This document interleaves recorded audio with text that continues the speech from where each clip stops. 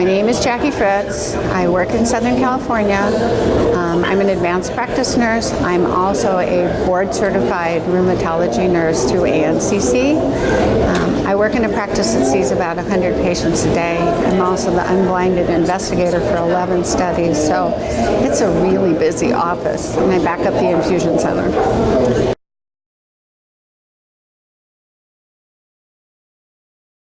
We're the only group that looks at the whole patient. We don't just look at the rheumatology disorder that may be just the fingers. We look at the whole patient. So my lecture yesterday on coding was so important in that you have to put the primary diagnosis backed with objective data, labs that are pertinent to the diagnosis. Then you have to code for the comorbidities. You have to add urgency to your request for medication. And the only way you're going to do that is if you code properly. Do realize some of our patients, they've been our patients for a long, long time.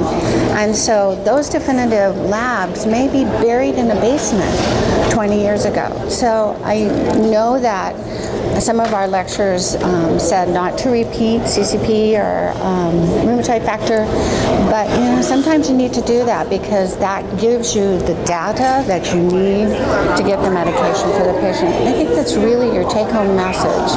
Learn to use the codes properly so you can help teach everybody else what's really wrong with your patient. They're not just rheumatoid.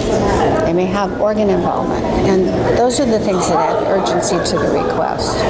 I will put on my website a sheet with all the common ICD-10 codes that we use.